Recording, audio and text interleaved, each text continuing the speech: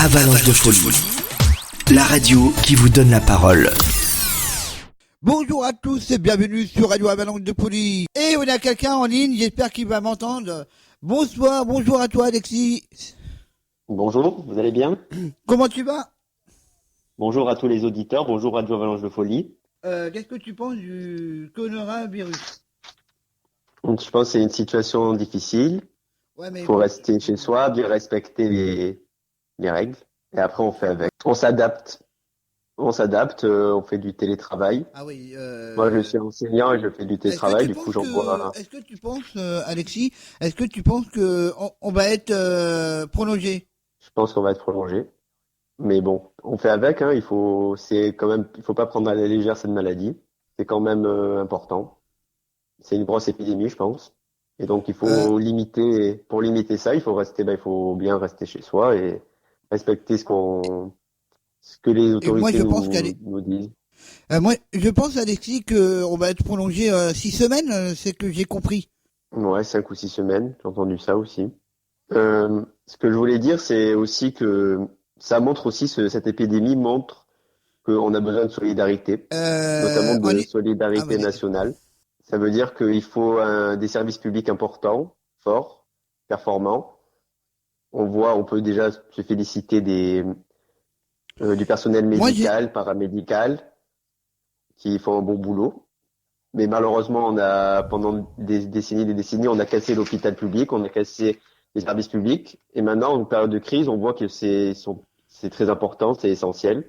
Donc, je pense qu'il faut, pas seulement en période de crise, mais tout le temps, il faut renforcer les services publics parce que c'est la base de notre société, c'est la base de la solidarité. voilà, moi, je sais que, comment je veux dire, depuis des années, depuis des années, tout le monde était, comment je veux dire, dans la rue. Et malheureusement, elle a eu ce virus. Et de l'argent, on en a en France, si on regarde bien. Et c'est après aussi qu'il faudrait que se battre. Et je pense qu'il aura beaucoup de choses à remettre en place dès que ce virus sera fini. Qu'est-ce que tu en penses de tout ça, toi? L'argent, il y en a, c'est seulement des choix politiques qui ont fait qu'on a privilégié le tout privé, le tout marché contre les services publics. Donc ce sont juste des choix. Maintenant, on voit que les choix qui ont été faits il y a 2 semaines, 3 semaines, un mois, ils sont mauvais en fait.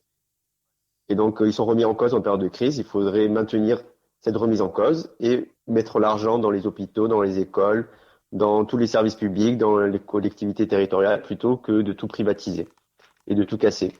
J'ai un truc aussi à te dire, c'est que quand Édouard Philippe, le Premier ministre, qui dit que ça va être très dur économiquement, qu'est-ce que tu en penses de ça, toi? Je pense que le pays est à l'arrêt.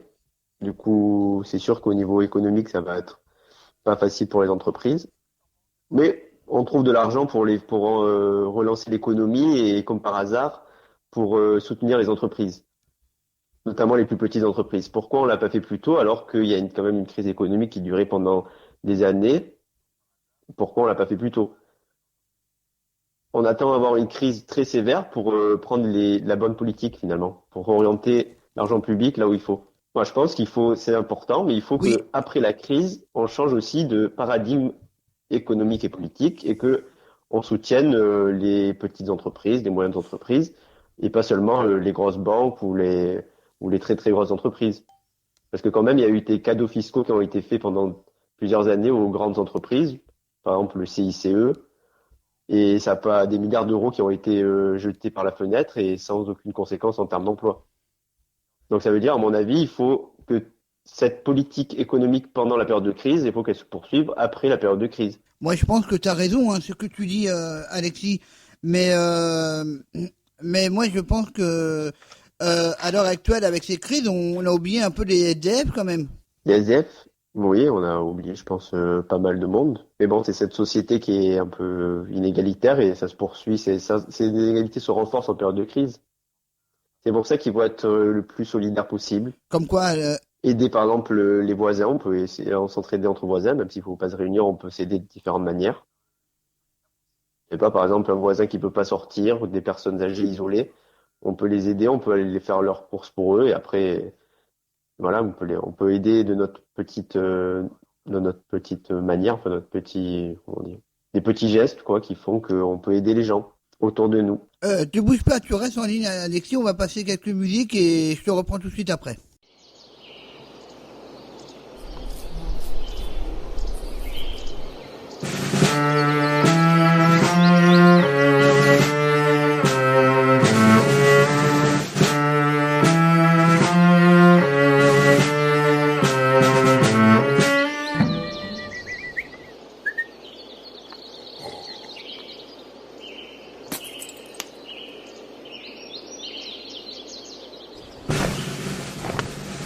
De retour sur Radio Avalanche de Folie. Moi, je vous dis, restez bien chez vous parce qu'on va encore être prolongé. C'est vrai que c'est pas facile. C'est vrai qu'il faut penser à tout le monde, comme il disait Alexis. Il est toujours en ligne, Alexis. On va parler un petit peu qu'est-ce qu'il fait un peu dans la vie. Et voilà, dans quelques instants, je le repasse à l'antenne avec nous. Merci que Alexis appelle. Par contre, moi, je vais juste rajouter quelque chose, c'est que faut qu'on pense à tous ceux qui sont tout seuls chez eux et aux personnes âgées, aux handicapés, euh, qu'on pense aussi aux SDF, qu'on pense à tout le monde dans ce confinement aussi. Et si vous avez des voisins un peu âgés, allez proposer faire des courses, qu'on peut sortir. N'oubliez pas d'imprimer surtout votre attestation, votre comment on dit, le truc de sortie. Sinon, ça marchera pas. Voilà. Je vais dénoncer un truc très grave, hein, qu'ils ont donné à Lyon des amendes aux SDF. Je vais demander la première question à Alexis et qu'est-ce qu'il en pense. Alors Alexis, est-ce que tu es toujours là avec nous? Je suis toujours là. Rebonjour sur Radio Avalanche de Folie. La question les SDF, je pense que c'est scandaleux. C'est scandaleux et de toute façon déjà c'est un scandale qu'il y ait des gens au XXIe siècle dans la sixième puissance mondiale qui vivent à la rue. Et on voit que cette épidémie, ça renforce encore plus les inégalités. Ça veut dire qu'il y a des gens qui étaient déjà euh, fragiles dans la société normale entre guillemets, et là ça se renforce avec l'épidémie. Et en plus surtout qu'à mon avis, on peut résoudre le problème du logement. Et c'est encore un choix, comme je l'ai dit tout à l'heure, c'est encore des choix politiques qui font qu'on n'arrive pas à résoudre le problème du logement. Alors ma question, pardon. Alors ma question c'est, qu'est-ce que tu fais et est-ce que tu travailles chez toi, comment tu fais pour travailler chez toi. Alors explique-nous qu'est-ce que tu fais et explique-nous comment tu travailles chez toi quand tu es confiné. Moi, je suis professeur à l'université. Et nous, qu'est-ce qu'on a fait, c'est que on a mis en place, on a une plateforme de l'université. La plateforme, elle permet de communiquer avec les étudiants. Donc, on a envoyé nos cours sur cette plateforme, nos cours rédigés. Enfin, certains collègues ont choisi d'autres formes. Donc, moi, j'ai rédigé mes cours, je les ai envoyés à mes étudiants et s'ils ont des questions, je leur réponds. Ensuite, certains autres collègues, ils ont fait ça par vidéo, vidéoconférence. Donc il y a plusieurs supports qui permettent, on va dire, de continuer notre enseignement et en même temps d'avoir le lien avec les étudiants. Je pense que c'est très important de maintenir le lien avec les étudiants, surtout qui sont assez perdus, enfin un peu comme nous aussi, on est un peu perdus par cette situation.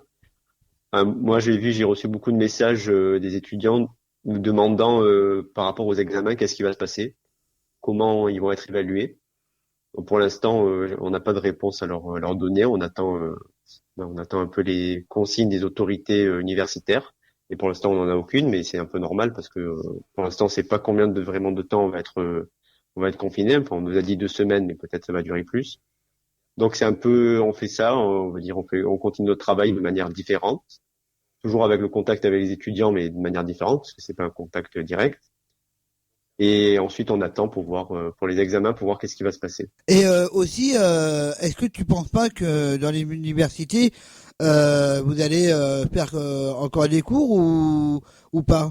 Ça aussi, tu sais pas? Pour l'instant, je sais pas. J'ai entendu, il y a des rumeurs qui circulent qui disent que peut-être la- l'année universitaire va être prolongée une fois que l'épidémie sera terminée. Donc, ben, on verra bien. De toute façon, c'est pas un problème en soi. Il faut qu'on fasse des cours, il faut que les étudiants soient évalués. La situation actuelle veut on peut faire des cours, mais à distance et de manière très pas normale, on va dire entre guillemets. Et donc pour les examens, je pense on verra bien. C'est comme dans les collèges, les lycées et les écoles de la République. Comment je veux dire, ils sont un peu confinés et ils savent pas si, comment je veux dire, si on est encore confiné pendant 6 semaines. Aussi, ils vont peut-être prolonger les examens aussi, les examens et tout quoi. C'est un peu, c'est vrai que c'est inédit qu'est-ce qu'on vit aujourd'hui. Bah, c'est une situation, oui, exceptionnelle, inédite. On n'a jamais vécu ça. Bon, c'est vrai que notre année universitaire, nous, elle a été déjà perturbée par le mouvement social qui a commencé le 5 décembre. Et donc, déjà, on a eu des examens qui ont été annulés. Et là, on essayait petit à petit, on rattrapait les examens qui n'ont pas eu lieu en fin décembre, début janvier. Et juste quand on rattrapait justement les examens, bah, il y a eu cet épisode de coronavirus, ce confinement, et donc on n'a pas pu les tenir. On n'a pas pu même pas tenir tous les rattrapages du premier semestre. Donc voilà, là on pense déjà au deuxième semestre, alors que le premier semestre, on l'a pas vraiment bouclé complètement. Donc c'est vrai, c'est un peu une année particulière hein, entre les mouvements sociaux et le coronavirus. C'est un peu bizarre. À mon avis, pour les étudiants, ça va être plus compliqué que pour les enseignants. Ah, Mais bon, on fait avec. c'est vrai pour les étudiants, pour les collégiens et pour ceux-là qui sont en primaire et des lycées. C'est vrai que pour les jeunes comme ça, d'être confinés, ça doit être très très dur pour eux aussi. Quand même, parce que les jeunes de nos jours, ils sont actifs quand même. Ça doit vraiment être dur pour eux et je pense que de leur dire ouais, vous devez rester chez vous et ne pas sortir, c'est vrai que ils vont peut-être dur. Et moi, je regarde aussi que certains dans les collèges, bon, bah, parce que ma fille, elle est au collège, ils travaillent par Pronote, et des fois, ça marche pas trop bien, des fois, c'est un bug. Alors, du coup, ils demandent pour envoyer tous vos devoirs. Alors, du coup, il faut écrire, comment je veux dire, imprimer leurs devoirs, qu'ils écrivent, les renvoyer. C'est vrai que c'est pas c'est très compliqué pour eux parce qu'ils sont ils sont un peu perdus, ouais. Je pense que voilà. Moi, je pense aussi que pour, on va dire, notamment les primaires, collèges, lycées, ça va peut-être sûrement renforcer les inégalités entre les enfants qui ont des parents qui peuvent les aider, qui comprennent les devoirs, et ceux qui ont des parents qui ont plus de difficultés eux-mêmes, et donc ça va être plus compliqué. Et ça montre aussi que on peut pas remplacer, on va dire, l'humain par l'ordinateur. Ça veut dire on a réduit le nombre de profs, on a fermé les classes, mais c'est pas enfin, la technologie, ça aide, mais c'est pas une solution à l'enseignement et à d'autres métiers d'ailleurs. C'est vrai que ce que tu dis, Alexis, c'est un truc très important. Ce que tu dis, c'est que, comment je veux dire, c'est vrai qu'on peut pas remplacer l'humain. Le prof, il est là et il fait ses cours, et c'est vrai que, et moi, je pense que t'en as qui vont rester comme le gouvernement. Il nous dit, personne va rester de côté, et tout le monde fera son devoir, tout le monde fera ci. Moi, je pense qu'il y aura beaucoup d'échecs. Ben, il y aura des conséquences à mon avis. Ensuite, on voit bien que, enfin, moi je réponds à des emails et des messages, on voit bien que c'est pas la même chose d'avoir un étudiant en face qui pose des questions et on va dire un email, ou même si on envoyait des vidéos, ce serait la même chose. La distance, c'est pas, bon, pour l'instant c'est une solution parce qu'il y a un cas exceptionnel, mais ça peut pas être un mode normal de fonctionnement. Il faut le contact humain, il faut qu'on ait les personnes en face, et notamment dans l'enseignement, c'est comme ça que ça se passe, hein. Par exemple, certains facs ou certains même candidats au municipal nous disent oui, il faut qu'on mette en place des universités connectées à distance. Bah, ça remplacera jamais l'enseignant qui est en face et l'être humain et le contact avec les étudiants. Alors moi, la dernière question que je vais te poser, Alexis, quelle radio que tu écoutes? Quelle radio que j'écoute? On peut donner des autres chaînes ici. Moi, j'écoute Radio Avalanche de Folie. Et Radio Avalanche de Folie, c'est tout. Alexis, est-ce que tu as un message à dire aux gens pour cette situation là? Restez bien chez vous, patience, solidarité aussi, et on va s'en sortir. Et on va sortir aussi, bientôt. Bah merci beaucoup Alexis sur Radio Merci Avalanche à de vous. Poli. N'oubliez pas que Radio Avalanche de Poli C'est une radio locale. Et comme je veux dire, on fait tout pour vous mettre en œuvre des émissions. Angèle ce soir, on a Silou, on a Alexis, on a moi, on a pas mal. Je remercie toute l'équipe de radio Avalanche de Poly. On a Agnès, on a tous les petites mains aussi. On a Vanessa, on a Patricia, on a Isabelle, tous les petites mains qui nous aident. Franchement, et toutes les émissions de qualité qu'on produit, il faut vraiment écouter cette radio pour nous aider aussi. Et on va vous réserver plein de choses. Vous pouvez aller nous écouter sur Facebook.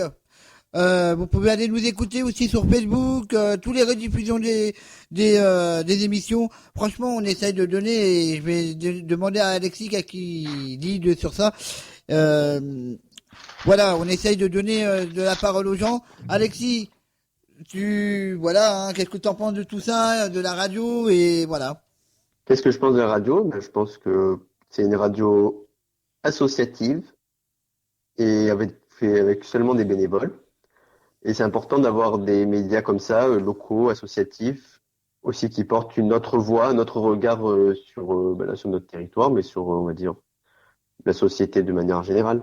Merci Alexis d'avoir appelé la radio Avalanche de Poly. C'est ça, Radio Avalanche de Poly, qu'on vous donne la parole.